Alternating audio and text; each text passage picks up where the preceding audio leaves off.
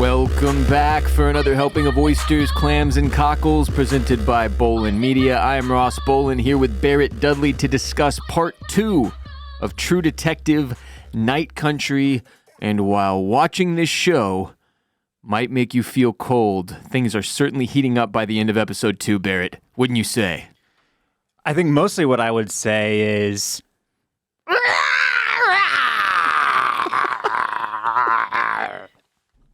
Oh, yeah? Yeah. Like a frozen ice zombie? Yeah, because sometimes you're just frozen with fear.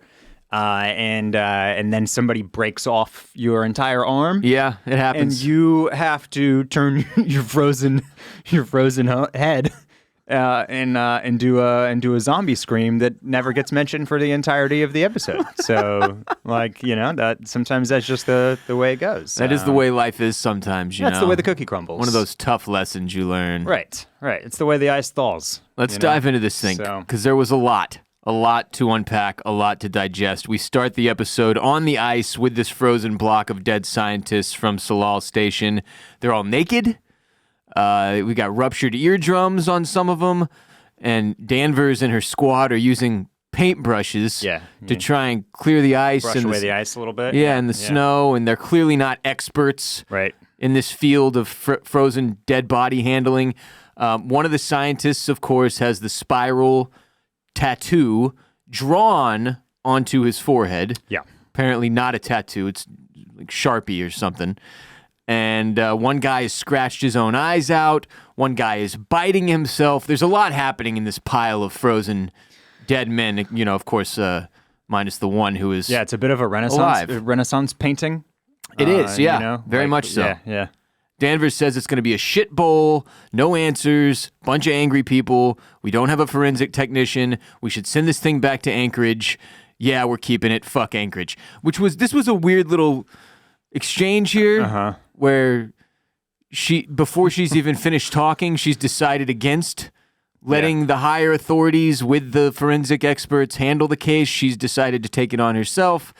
And the squad that she's got out there with her, they're really acting a fool. You've got one guy taking a selfie with the bodies, and Navarro is oddly watching from a distance when Rose walks up and suggests that they go home, and Navarro says that this is tied to Annie's case, and Rose says, "Oh, then you're screwed. Yeah. Come and see me later." And so this is another example on this show. There was several in episode 1, or part 1 rather, where we see that there's a lot of history between all these characters. Like Navarro and Rose, just from this scene alone, seems like they've spent quite a bit of time together, which of course later we find out they're friends of some kind. Yeah. But yeah, just to get through this opening chaos, Navarro steps on some clothes and shoes that are neatly folded by her feet, which clearly belong to the frozen men who are like roughly 50 yards away from her. And then Officer Wilson snaps one of the dead guy's arms off, and it turns out that dead guy is actually alive, and he starts screaming like Barrett did at the top of the show because Wilson just snapped his arm off. Okay, just how was this guy alive? Well, we think they've been out there multiple days. So, okay. It's like a cryogenic freezing thing, like Austin Powers? Okay, my only... What I decided after, the rest of the episode unfolds is that didn't happen. So you think he didn't actually scream and come alive? No. I don't know what that was. I don't but I think that we are being shown things on this show that aren't there. But I'll say this. The only other reference point that I have so far is the polar bear out in the middle of the road, right? But sure. I think people are seeing things and hearing things, and this is mentioned by like the vending machine guy, right? Yeah. That like in Ennis, you see shit. Yeah. Right? Because they would have referenced and mentioned the fact that the guy was like screamed like a zombie. I mean, you would think so. Here's the problem. First of all, I think the polar bear is Navarro's spirit animal.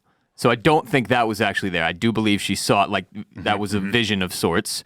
But after this intro sequence, like after the Billie Eilish music plays, the first thing we see is Danvers on the phone, and she is trying to get to speak to the guy that Wilson just mutilated by breaking his arm off and that woke up screaming.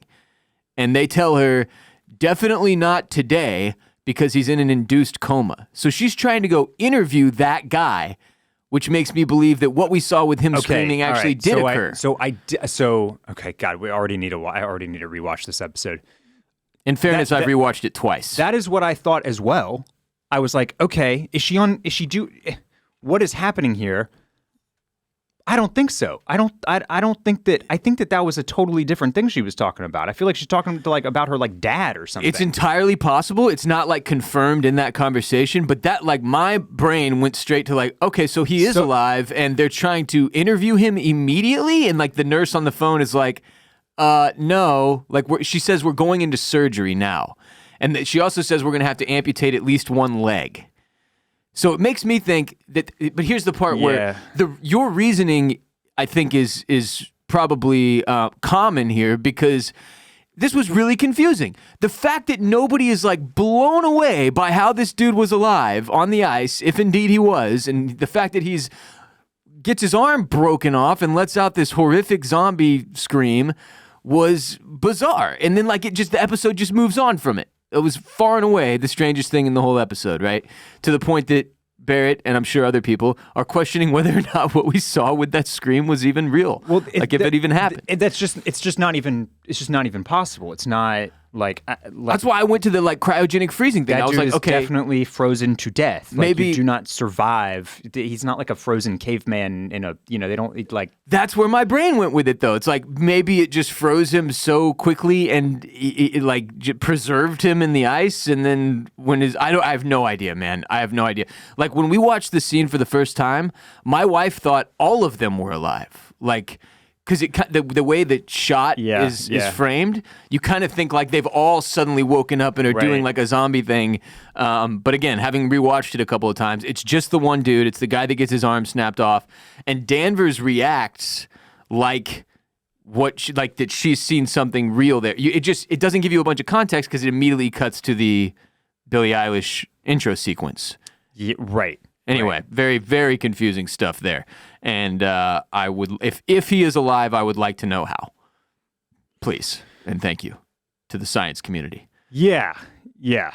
I'm trying to do a little bit of quick research here to figure out if that was if that guy was actually had survived somehow. Yeah. Okay. Yep. I guess he is alive. Yeah. That's right. So. Scientist Anders Lund is a non-corpse stuck in a corpsicle. He awakens when a clumsy officer breaks his arm off, unleashing a scream that rivals the most chilling of zombie groans. Imagine coming back to consciousness, numb from frostbite, blinded by your time out on the tundra and trapped in ice, enmeshed with the dead bodies of your coworkers.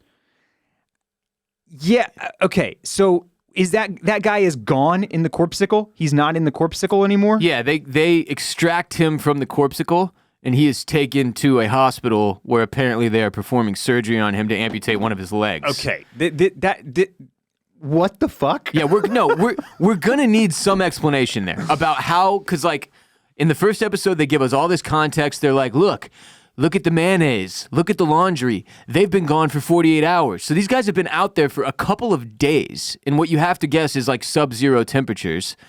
They spend all this time talking about why would you run outside without shoes on? We know it's well below freezing. Yeah. Because one, of the way everybody's dressed. Two, they're in the Arctic Circle. Everything's ice and it won't stop snowing. And then the confirmation is that they need somewhere to thaw this thing out. Yeah, they're a corpsicle. That's going to be over 32 degrees. So obviously it is not it's well below freezing the entire time that you are outside. I do not know how this is possible. I'm going to need an explanation. Yeah, they will have to come back and address that somehow. It's crazy that they don't in this episode. She makes that phone call and you get that intro sequence, and then they never come back to discuss how Lund came out of this and the lawsuit that's going to ensue because they snapped his arm off. Fucking insane. Well, I mean, that means his entire body is frozen. He is basically an icicle. Yeah. but somehow his heart is thumping in his chest, and he has the ability to go. Right. We could sit here for the entire hour. I know, to discuss this. So it's a problem. We'll move on. It's a problem. But yeah. Anyway, speaking of science, Danvers visits a science teacher named Bryce at some school to ask about what Salal Station does, and it turns out Danvers had a sexual relationship with this guy. And almost every guy on the show. Yeah, Danvers. She gets around. It's revealed to us in this episode. In this episode, has a bit of an appetite. She does. A sexual one. She does. And Bryce, this teacher, tells Danvers that the Salal Station guys spent decades trying to sequence the DNA of an extinct microorganism that could potentially stop cellular decay. So he goes on to explain that it could be used to do things like solve cancer, genetic issues. But it sounds like it could also be like an anti-aging thing. Who knows? Mm-hmm. He also says that they were reclusive madmen at the Salal Station, and that like normally at these Arctic stations, groups get cycled in and out so that you don't go crazy. Right. And so that you can rejoin society. These guys never did that. They all just stayed out there, had no contact with the city. Like they never came into town. And Bryce also says that the work they were doing, this sequence, the DNA microorganism trying to stop cellular decay, that it was never going to work. He says that like the permafrost makes it impossible basically for what they were doing to make sense. Which, to get it out carefully enough. And right. There's like, a bunch of reasons why he says he didn't think it would ever actually work. Which just begs the question like, okay, what the hell? What are they, like if this like high school science teacher can tell you what they were doing was never going to work, then what's the deal with the ice station, this research station? And, we find out a little about the funding later. Yeah. And it all becomes kind of a bit, it's just, there's some kind of a conspiracy going on there, it would seem. And I would also just add, I mean, beyond the conspiracy, I feel like, it's kind of like having I don't know, let's just say that the best metaphor I can come up with off the dome is like, there's just suddenly a safe in your house, and it has $100 billion in it. And it's not crackable. Yeah, you're going to try it. You're still going to try. You're going to try to get in it. It's got $100 billion in it, and you're sitting right next to it. Sure. Yeah. Like they're like the when something is that alluring, right? Like you're not like you probably can't be told that it's impossible. You can't be told no when you're that close to it. Yeah, logic. You know it's there. You know what it could do. It exists, but it's potentially not recoverable. You're still probably going to try. Logic and common sense wouldn't stop you. Yeah. Right. Especially if you're working with an endless, pool of funding, which it sounds like they probably were. So next we're with Navarro and Rose. Again, Rose is the old lady who saw her dead friend Travis doing an interpretive dance on the ice in episode 1. And Rose is explaining to Navarro how she sees Travis sometimes, okay? And apparently Travis had leukemia, and he committed suicide by going out onto the ice before the cancer could take him because he didn't want to go out that way. Mm-hmm. Rose rolls herself a joint. She talks about Travis saying goodbye to her before he killed himself. He brought her croissants. He sang a little. They fucked a little, which really threw me off because I thought Travis was her son. Yeah. We were taking a shot in the dark with the son thing. Yeah. The way he's lit in the first episode made him look younger. Yes. You see now in this episode, like when he is in their coitus bed, that he is the same age as her. I had to pause it there. I was like, wait a minute. Why is everybody okay with this? Yeah. By the way, this character is portrayed by Fiona Shaw, who you may recognize most recently from Andor. Yeah. Let's just cast her in everything. Yeah, she's great. She's great. Like as in this type of role. Small character, kind of like she just brings like a gravity to things that I feel like every show could probably use. But yeah, she's been really good in limited usage so far. She'll always be Mrs. Dursley to me. That's right. That's right. Yeah, and she was great in that too, frankly.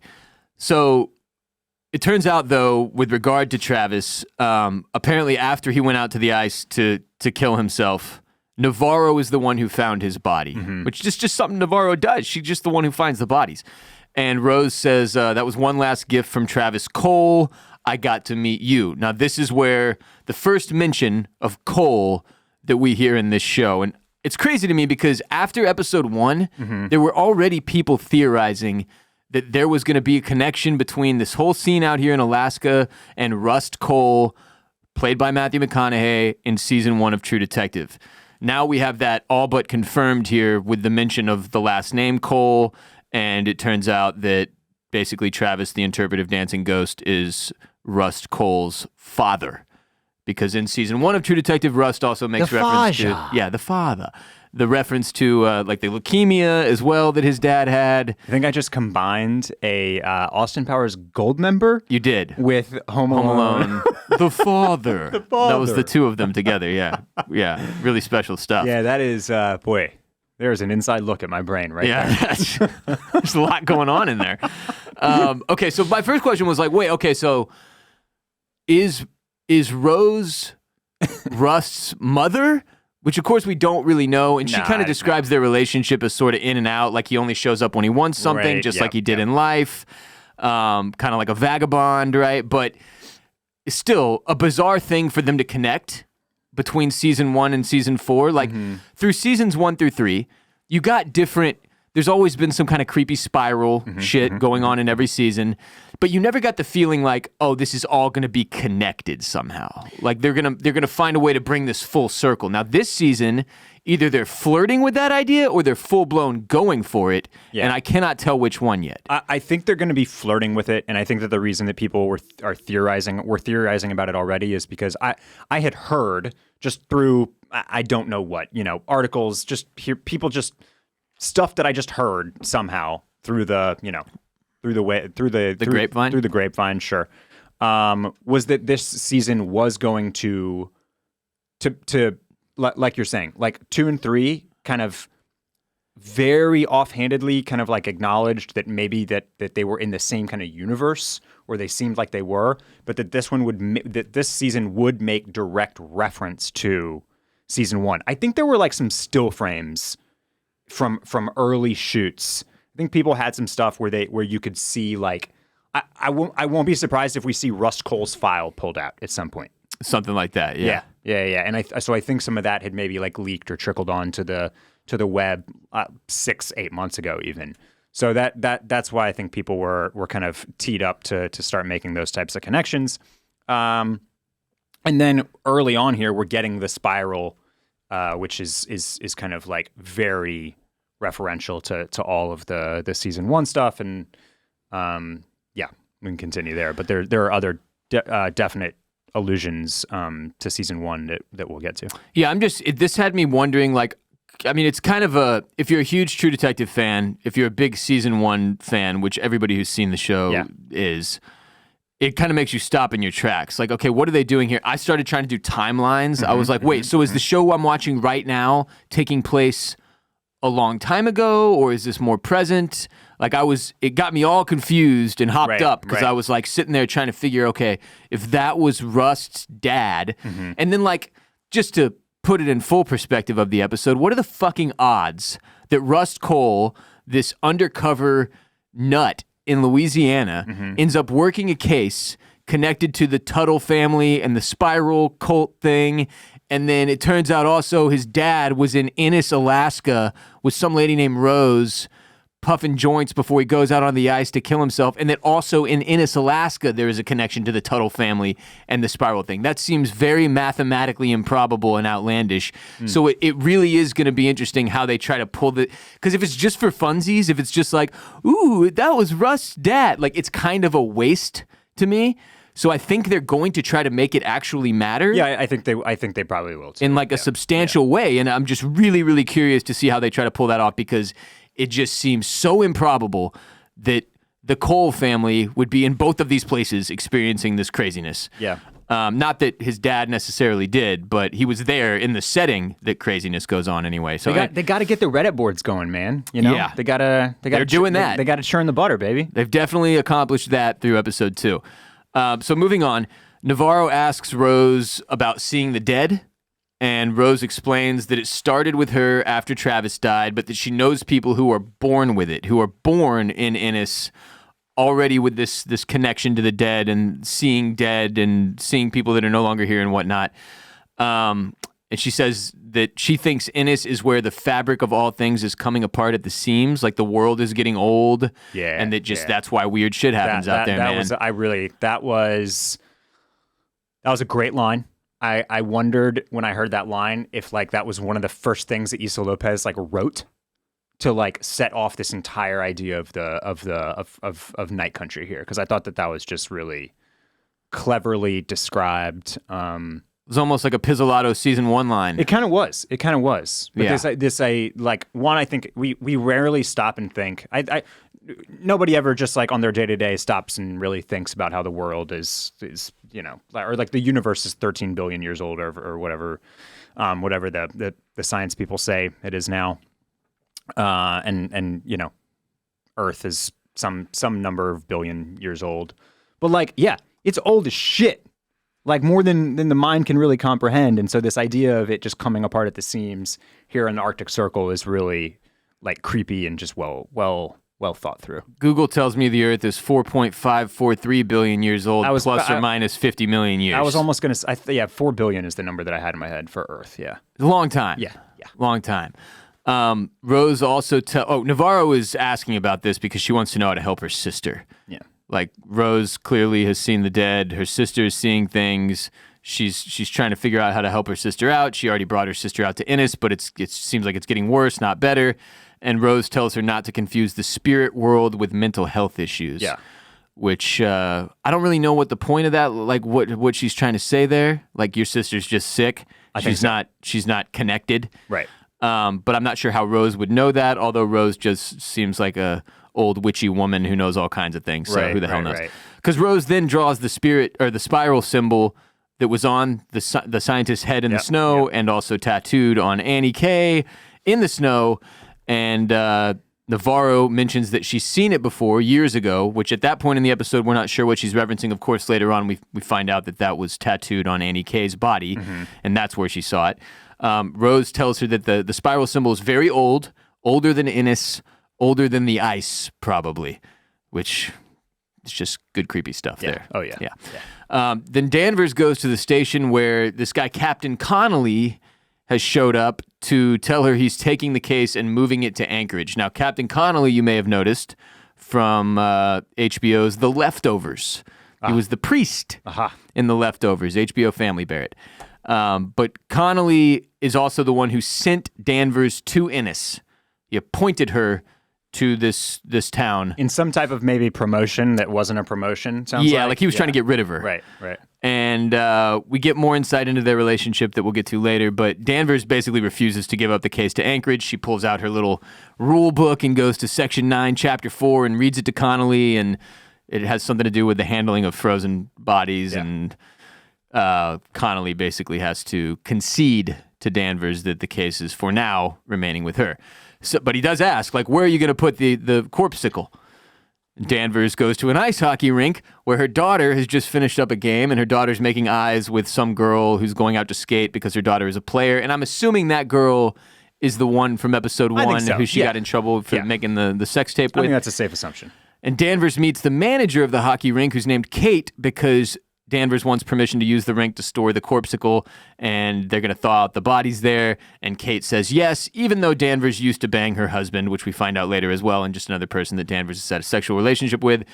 So the APF, who Danvers works for, drags this block of frozen bodies through town with like construction equipment. I loved the scene with all the people just like walking outside and being like, yeah, and it's just like, ugh. It's hilarious because like we talked about this on patreon.com/oystersclamscockles last week, but one of the funny things about this show is going to be that it's just nighttime all of the time.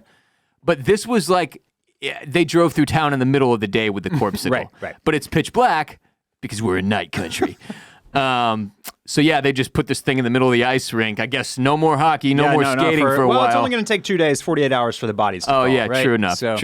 But you got to be careful with the soft tissue. Danvers yells that like 3 times in the opening of the episode, and then yells it again here when they're like taking the blanket or cover off of the corpsicle. Well, you got to be careful of the soft tissue. Well, I know, but but it just made it feel like they kept making reference to like the handling of the situation and how Danvers isn't equipped and they don't have a forensic specialist and like no forensic tech. But all you have to do, Barrett, is just yell out, Careful of the soft tissue. And you're and then good. everybody's very careful of the soft tissue. And then you're good. Yeah.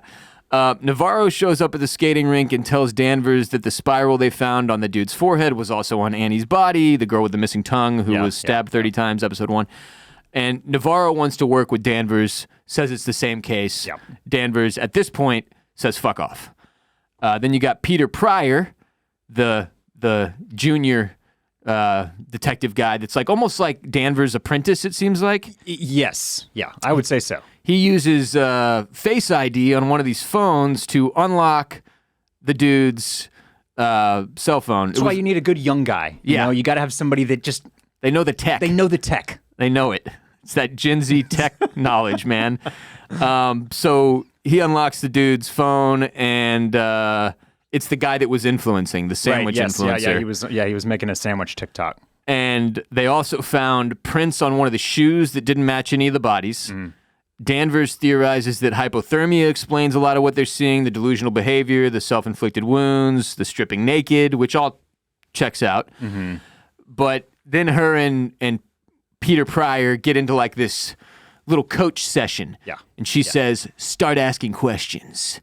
Which was like, that was one of the it was cool as hell that they had this thing where they're like teaching you basically, here's the kind of mindset you have to have when you're investigating, right? Yeah, it's all about the questions you ask. I liked this. I liked the back and forth between the two of them. I liked her kind of like being master and him student.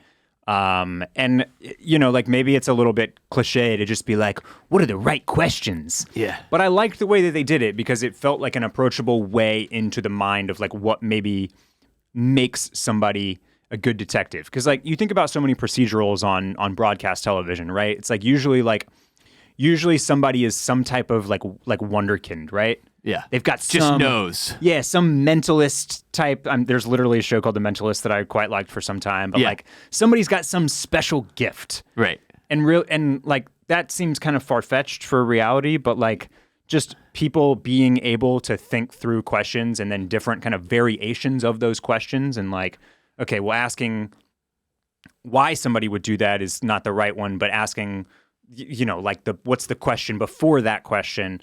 I just liked, I liked how they set this up, and I liked that she was kind of coaching him through the thought process, and it kind of made real world sense to me. Yes. And so I appreciated that line of thinking and thinking through crime scene and investigation in that manner. Yeah, I think it could come off as a little cliche for sure, but on the other hand, this is definitely the job.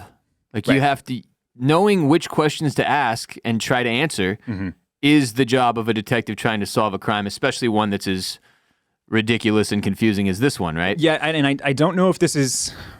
I've never watched any of the Sherlock shows that have been popular over the last like the Benedict Cumberbatch batch one. Yeah, I watched that one. Solid.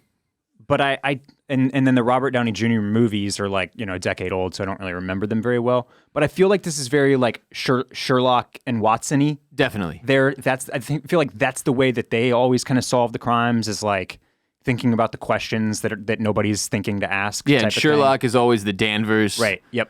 Elementary Watson. Yeah. No, for sure there's like some type of a comparison to be had there. Peter Pryor starts theorizing at the behest of Danvers. First he comes up with a polar bear, right? Polar bear came in, the doors are never locked for safety reasons in case there's an accident. Everybody freaks out, they run outside. They keep on pressing. She's like, wrong question, ask it again.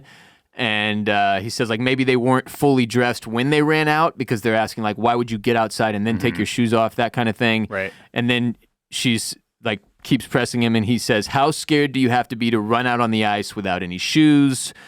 And why are the clothes folded like that? Maybe the killer folded them. Danvers is like, a killer. Killer. Yeah. And then Peter Pryor shows Danvers a video. He's kind of been going, like, as they're talking, he's kind of going through the guy's phone that he unlocked with his dead face. And he shows her a video he found on the scientist's phone, which is the sandwich influencer and his sandwich making video, where the scientist named Clark, who we know as Raymond Clark by the end of this episode, who is, by the way, wearing that pink parka hoodie. Yep. He's got the seizure. He says she's awake. And then, like, this is one of the things about the show that's frustrating, because it's like, oh, look, this is like a real Like, by the end of this episode, if you're not like, oh yeah, Raymond Clark had some kind of a meltdown, he's clearly got some serious issues. He probably did this in some regard or is responsible for it, right?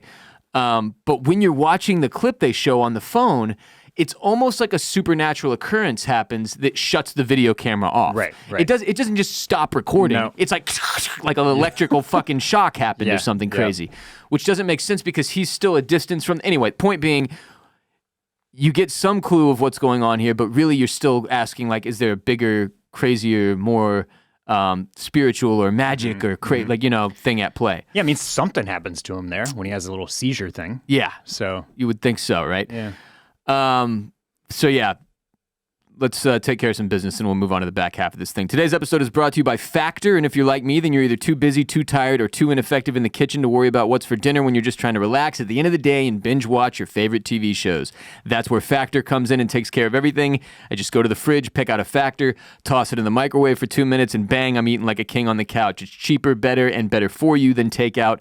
Get started on your resolutions with Factor so you're ready all 2024. Factor's ready-to-eat meal delivery takes the stress out of meal planning and sets you up for success all year long. Skip the grocery stores, prep work, and cooking fatigue. Instead, get chef-crafted, dietitian-approved meals delivered right to your door with over 35 meals to choose from, including options like keto, calorie smart, vegan plus veggie, and more, plus over 55 weekly add-ons. You'll have a ton of nutritious and flavorful options to kickstart your resolutions. Skip the overpriced takeout trap. Factor is cheaper and way more delicious than takeout. Get chef-crafted, restaurant-quality meals delivered right to your door. They're ready to eat.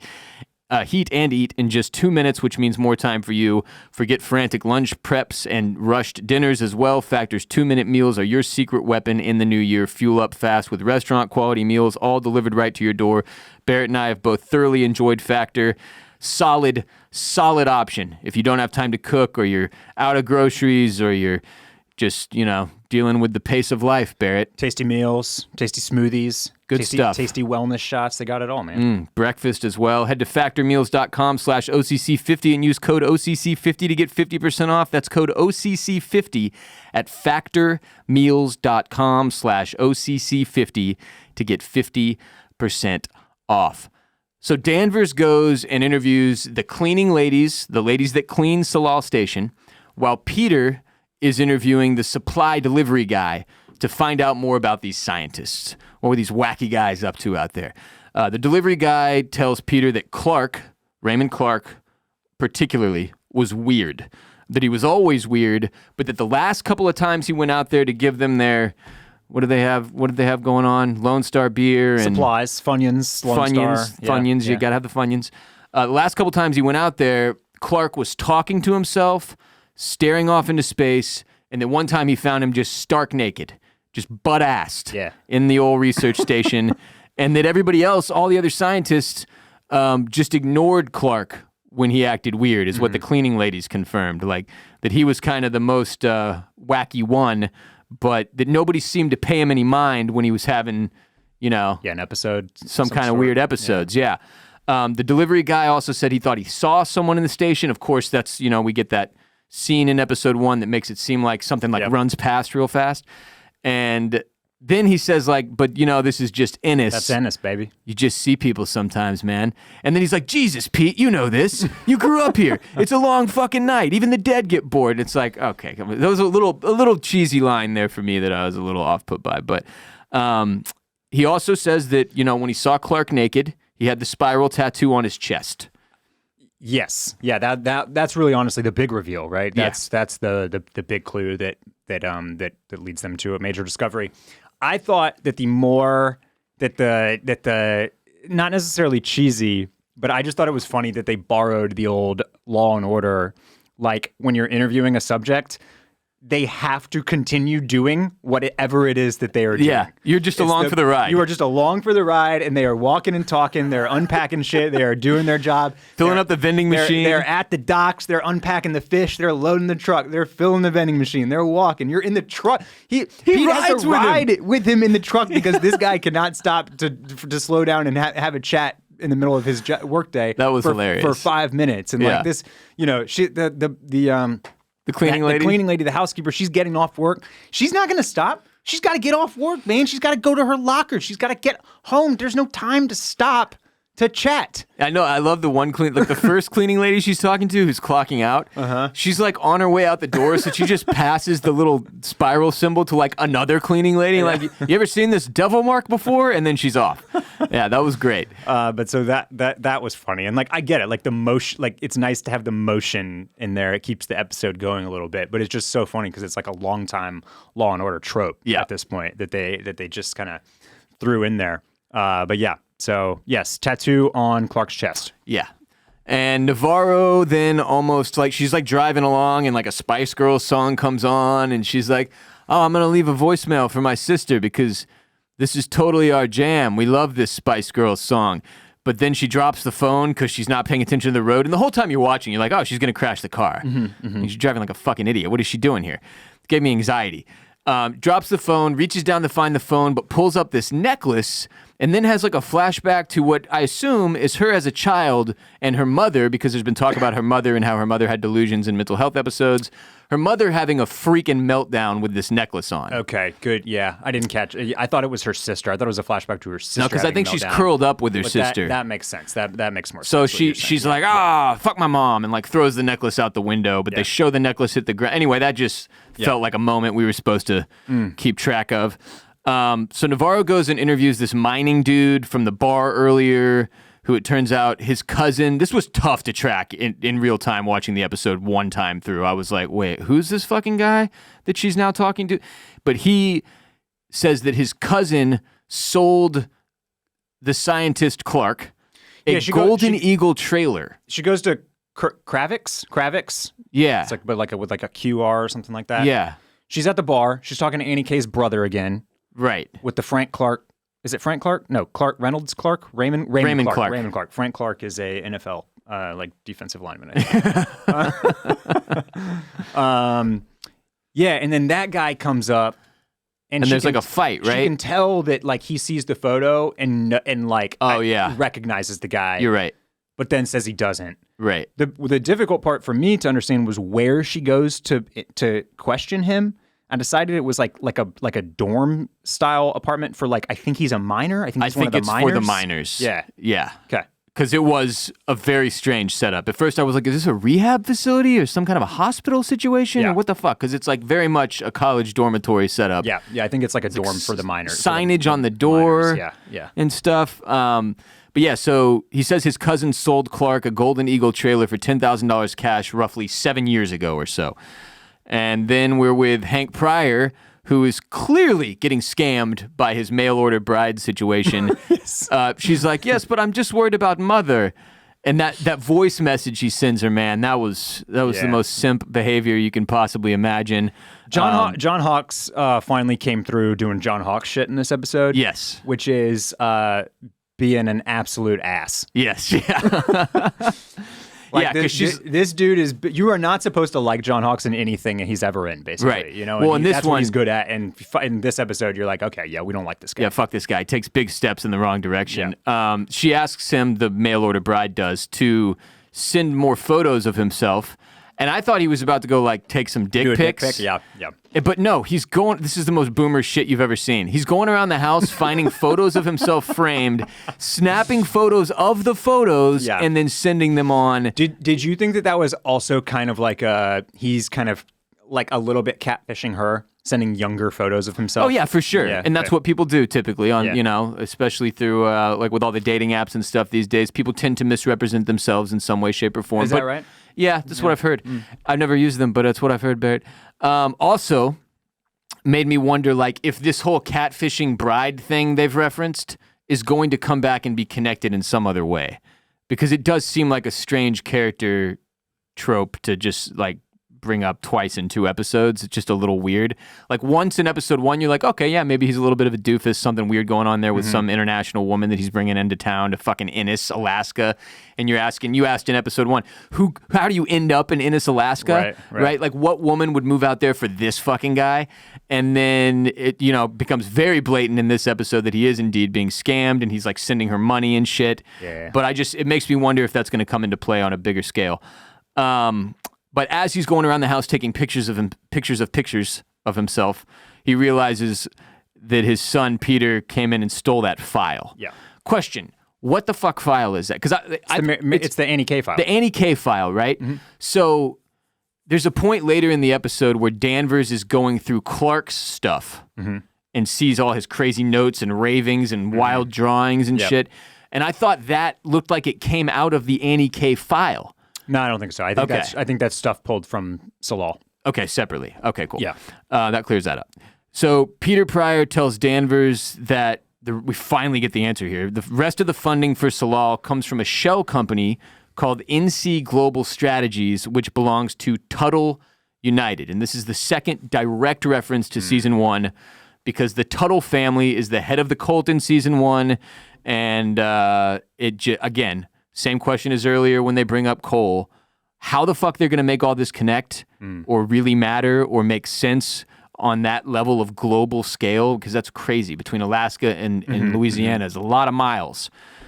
I'm just curious how they're going to make that all work out. But yeah, so it just brings into question exactly what the hell is happening at Salal. If the science teacher earlier says that they're working on something that can't actually be done, right? And I agree with what Barrett is saying. It's like, if you have a discovery that's going to change mankind, even if it seems impossible, you keep cracking away at that. Yep. But then also there's the money coming in that's keeping Salal funded and running is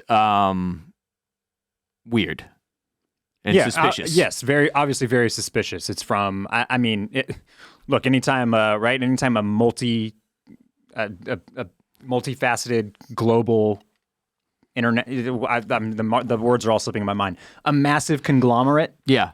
Is like operating a shell company, and that shell company is funding the NGO or whatever, and they make all sorts of products that could potentially benefit and profit from bunch of weird research stuff going on here. Yeah. You got the makings of a conspiracy, I'll tell you that much. Yeah, very strange. Danvers then finds that she's like going through her place to get out Christmas decorations. It's Christmas time in Ennis. And she finds that one-eyed polar bear stuffed animal again. And she has like a flashback to where she's playing with her son, and I assume it was her son, and that bear, and he like covers his eye and says something like, "I'm the one eye." And then later in the episode, we see a flashback. And Twist and Shout's playing. Did you say that? Was it? Yeah. No shit. Yeah, in that flashback. Oh. Yeah, there's like a little boombox above them, and it's playing Twist and Shout. Oh, shit. Okay. And then we see her dancing with her husband in a flashback later in the episode as well, and I assume both of them are dead. You got to think so. Yeah. So then she goes and bangs Captain Connolly, because it turns out they've been banging for 19 years. Yeah. Also, note we skipped over the fact that she also banged the husband of the ice skate the ice skate rink manager. I mentioned it. Oh, you did say yeah, that. just in passing quickly. Okay. Yeah. No, she's the town bicycle. Everybody's had a ride. Yeah. So look, we're getting more information is coming out about Danvers with the the way that she's kind of potentially chewed up and spit out men, the fact that she like got this promotion that was sort of a demotion, the way that she treats a Navarro and even Pryor, who she's like a great like potentially too tough a boss on, and like by all account what I felt we got more of in this episode. And I believe this is something that Issa Lopez has talked about, is that Danvers is a female antihero.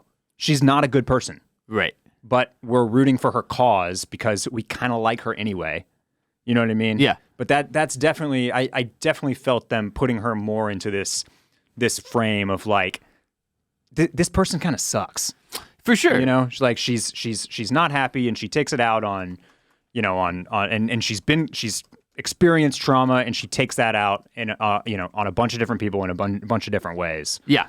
But that if it helps anybody that's like, oh, Danvers sucks. Well, they're just giving her the anti-hero treatment, which we love when they do with guys. So I just want to put a cap on if you feel yourself bucking against Danvers, you're supposed to just like rethink that a little bit, because you're supposed to on some level. Yes. Yeah. Yes. I mean, it's like with Martin Hart in season 1. Hart, the opposite of Cole.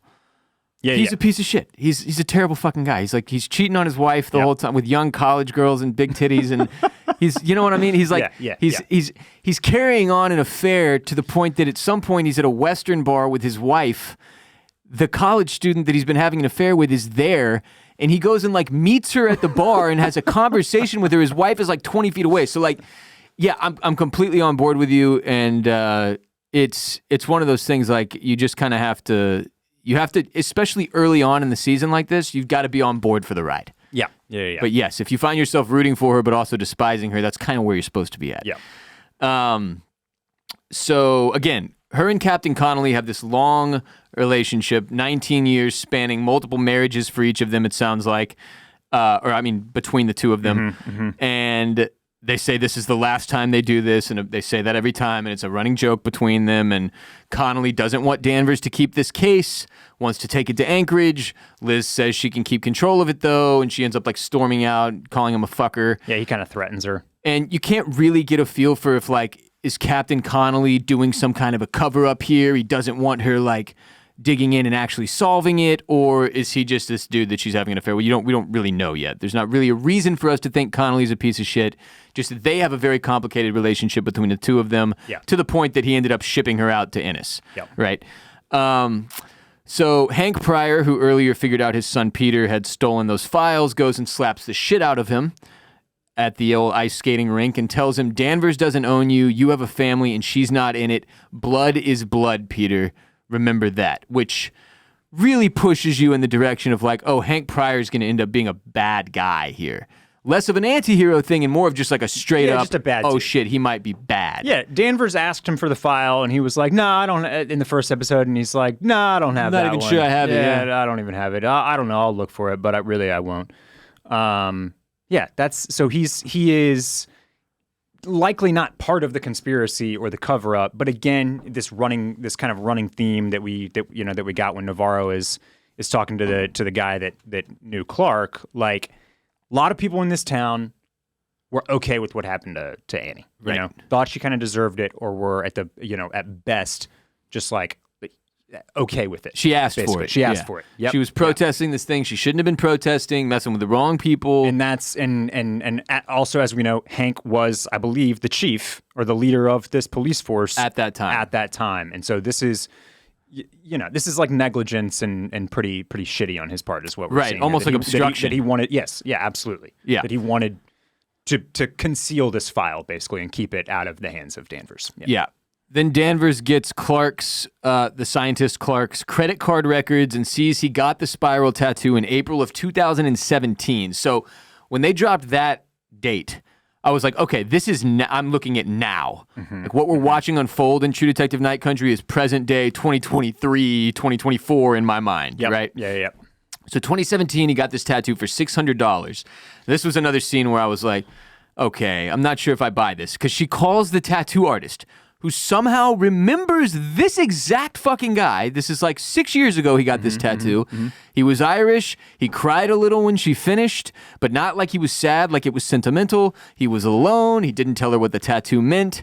And then she's like, I've got some photos of him. And not only do I have photos of him from when I did the tattoo, I've got the model photo he brought in to show me to be like, this is what I want. Yeah. So she sends those to Danvers. And, of course, the model for the work was Annie K. Yeah. And they had a secret relationship. And that kicks off the whole... All a little too convenient for you, huh, Ross? Yeah. A little bit, I'd say. Well, you've clearly never gotten a tattoo and don't know many tattoo artists, because this is quite normal. They remember everyone they've ever tattooed. Every single person that these are the canvases for the art. That's you know true. What I mean? That's true. You have to take it seriously. And they document it. They write it down. Think about it. Yeah, this one especially, I think, just had like a photographic memory. Yeah, so there was no jumps in logic here. Yeah, just a straight line. Just a straight line. Yeah. So Danvers goes to Navarro, tells her all this. That's why I pay cash for all my tattoos. I see. There's no paper trail, dude. Shows her the photos, and basically asks her in so many words to work the case with her. But this is the last time, Barrett. They're going to work together. They're going to close these cases, but then they're going to go their separate ways. That's it for us, Ross. That's it for us. That's it. Then Navarro goes and visits Quavik. Kavik? It's Qavvik. Kavik. Yeah. Which is the dude she power fucked in episode 1. And what does he own? He owns the bar. He owns the bar. But he's also a veterinarian in the back with wolves? earlier we skipped that scene because there wasn't like a bunch of shit there. Oh, but yeah. she shows up and he's like working on a wolf. That's right. And she's like, these dogs are going to eat you one day. And he's like, this is old Bessie, my sweet friend. Anyway, I'm just curious what the fuck is going on with Kavik at this point. Okay, yeah. Well, I also don't know. Okay, so he's got they've done a good job of like some location stuff in Ennis. Like, you can kind of get a feel for the how small the town is. Yeah. But Kavik's place of residence / bar / the kitchen. What is back there? Where is he when he's when he's doing the flapjacks? Because I think it's the same area that he was treating the dog. I think so. But is that at his place? Is his place above the bar? Like, what is the? I think it's one of those situations. But he definitely. My impression was that he lives where he works. Yeah. Okay. That's the general sense that I'm getting to. And the bar's got a kitchen. And the bar, a little kitchen back there. Yeah. But also, I thought the vet. dog was his dog. I think he took it in off the ice. Like it hurt its foot or something. Anyway, Kavik is an interesting character. I thought that was like a Malamute. I think it was a wolf. You think it was a full-on wolf? Full-blown wolf that he brought in and was fucking nursing back to health. Okay, all right. But Navarro visits him, and unfortunately, he has just masturbated, so they cannot.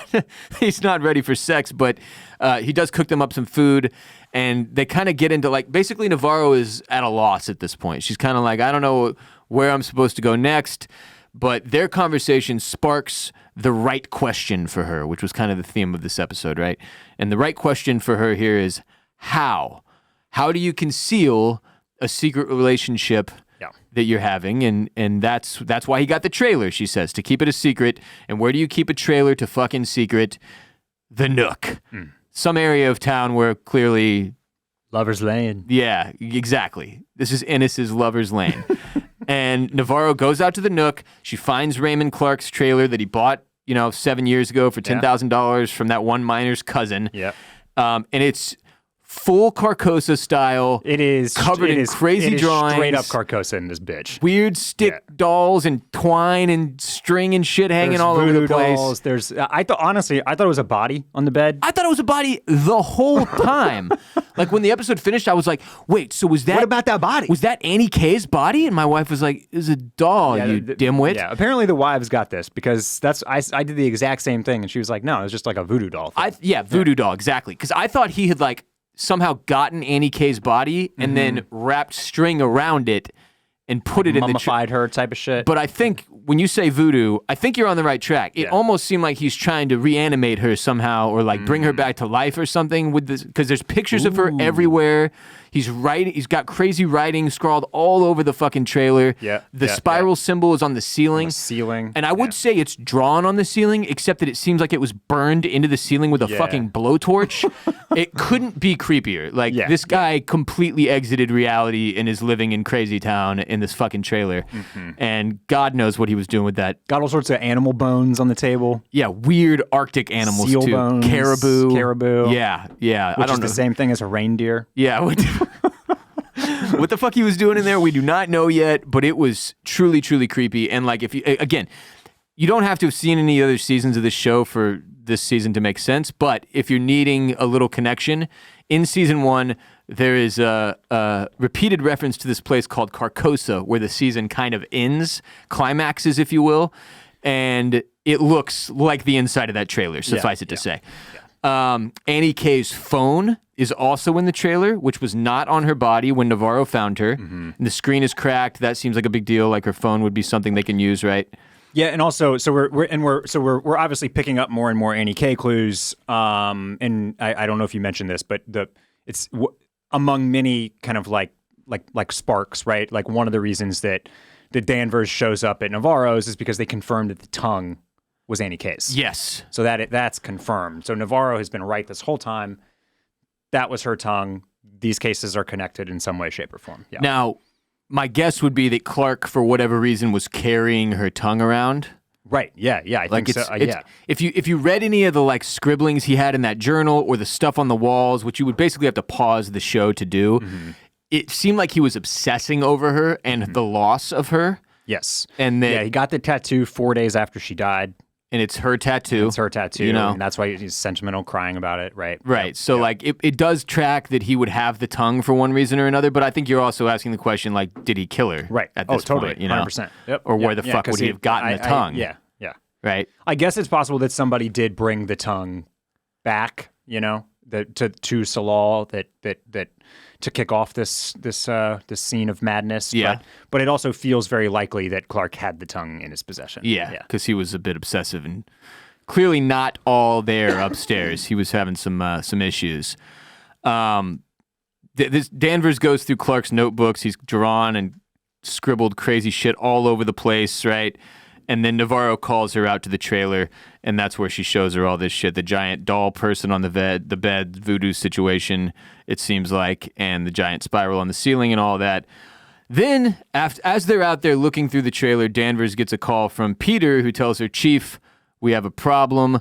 And they give us a shot of the outside of the trailer, too, where there's like an upside-down dead raven, like nailed into the side of the wall and all kinds of creepy shit.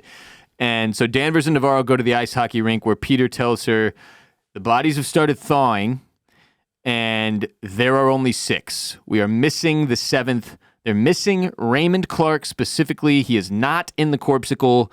He's not there. He's alive. He's out there, Barrett. Cue Seven Devils by Florence and the Machine, which was a good song choice. Yeah, that was good stuff. You know, because of 7, there's supposed to be 7. 7 of them. And there's some devil stuff going on, too. But there's only, yeah, exactly.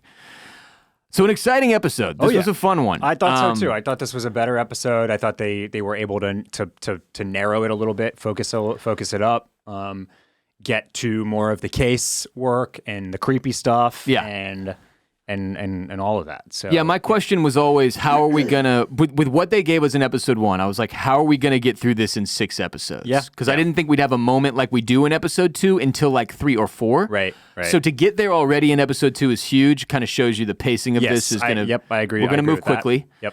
And there's been both online and in like our friend text group a little speculation about like why are we bringing in all these like. Why bring in Danvers' daughter as a character? Why bring in Navarro's sister as a character? Why are we dealing with so many people? It seems like they introduced too many and they needed to narrow the scope.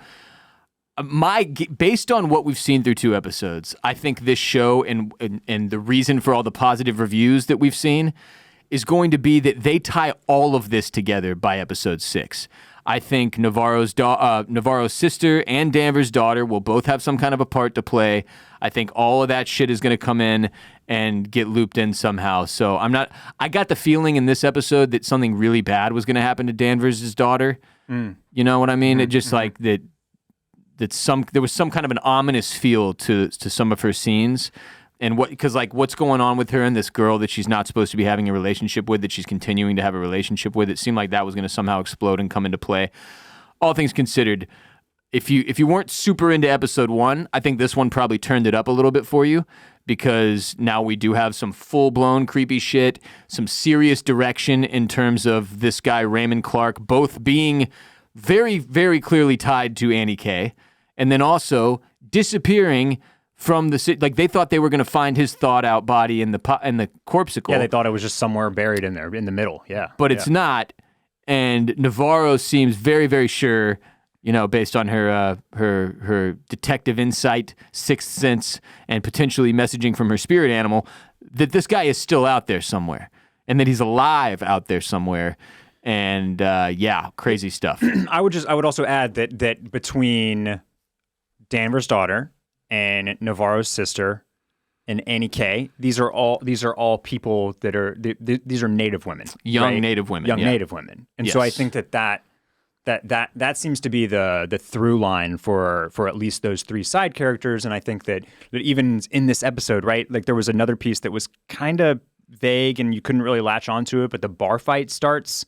Yeah, because like the water, the town's water is getting screwed up by the mines. Screwed up by the mines, and like there's some very obvious conflict going on between like the white folks and the native folks. Yeah, right. Yeah, and so that seems to play into like why Annie K was killed, why nobody cared about it, and so it's like I think even if it's even if the only thing it's doing is talking about how like the troubles of and kind of the trials and tribulations that these particular young women are going through without the same kind of care, attention, access, etc. Like it could be as simple as that, but I think you're right. I think it probably comes together in a bigger, more significant way.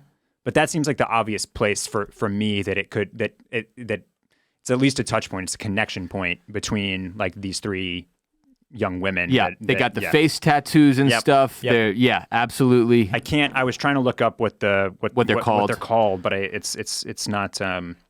It's not a word I would. It's not pronounce readily available, easily. and I can't. I'm not going to attempt it and botch it. They dropped it in with the grandma.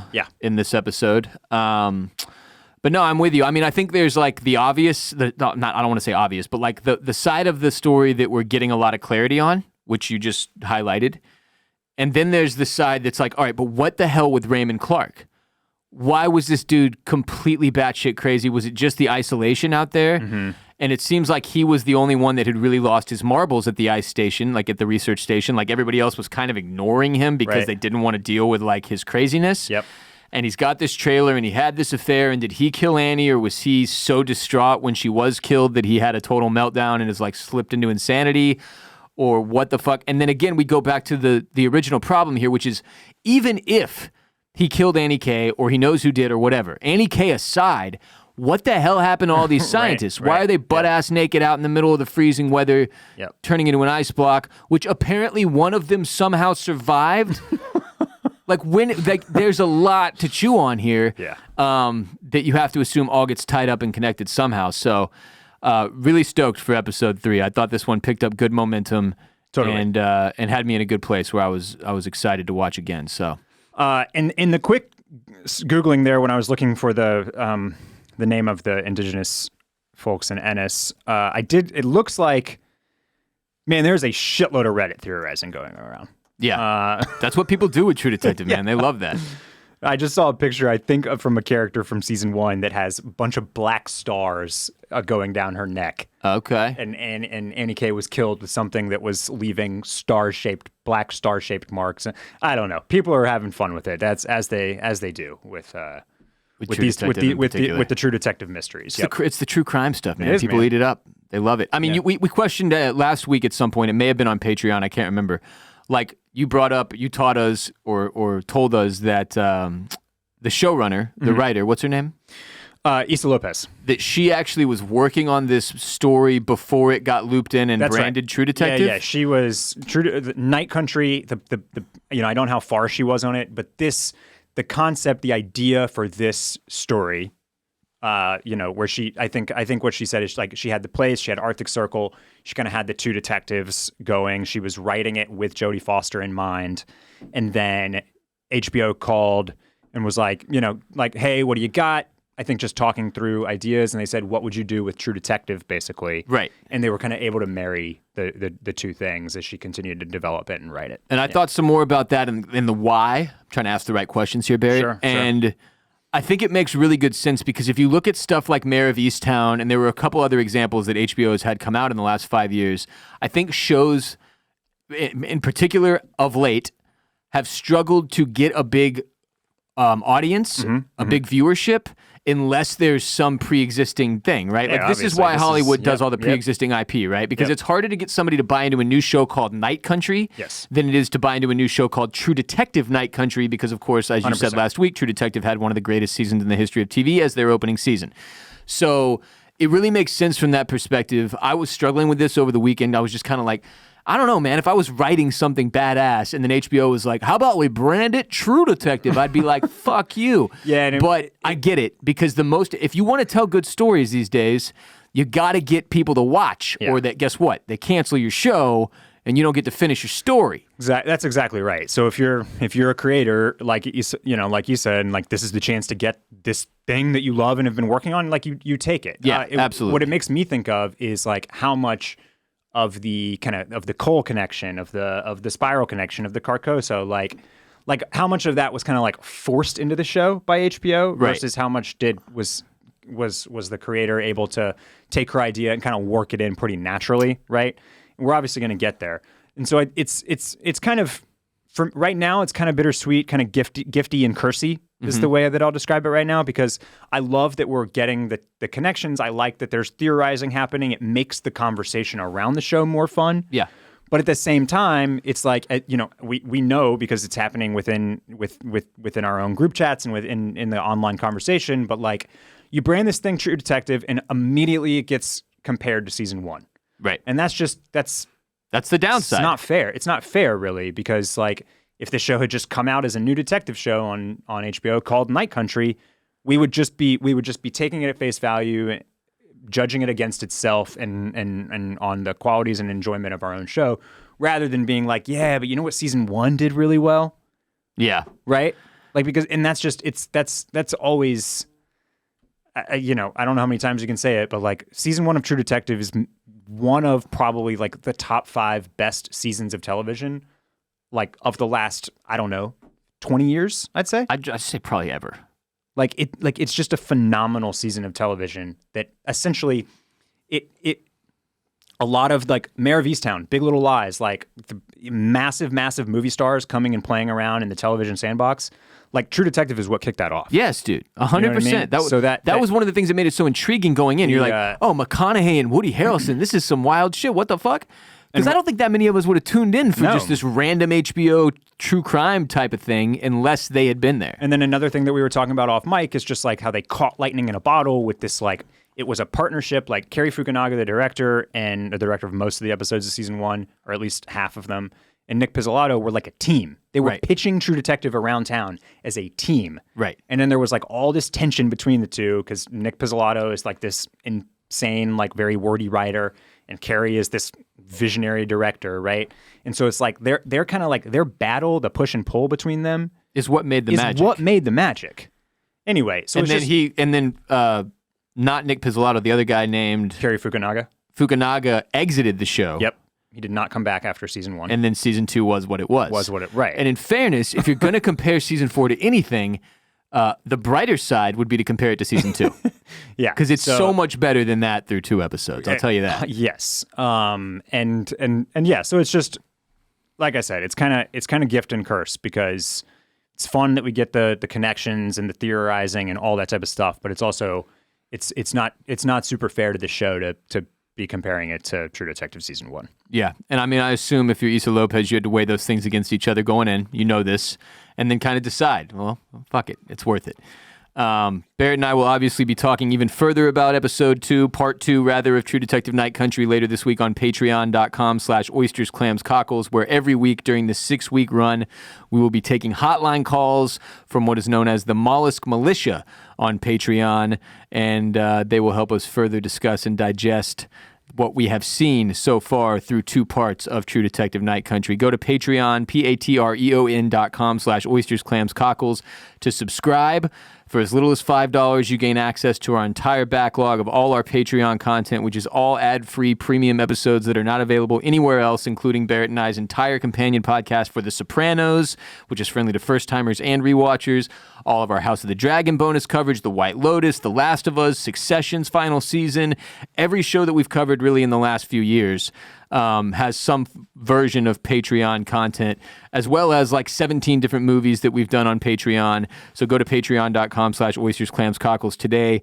Gain access to that entire backlog of content. And then also you will get this week's bonus episode covering even more of part 2 of True Detective Night Country. We'd also appreciate it if you would support our sponsors by using our dedicated URLs and codes. It's the other way we pay the bills here at Oysters, Clams, and Cockles. You can see the sponsor for today's show in the description of the episode below. Today we had factormeals.com/OCC50. Use code OCC50 to get 50% off. For more from me, Ross Bolin, listen to the Ross Bolin podcast wherever podcasts are played. For more from Mr. Barrett Dudley, follow him on the gram. At Barrett Dudley. Si, senor. That's the way to do it. BARRETT Dudley on Instagram. I'm at WR Bolin on Instagram and Twitter. Go to bolinmedia.com/shop to grab yourself some merch. Thanks for being here today. Thanks for listening. Thanks for watching. And until we meet again, remember, time is a flat circle.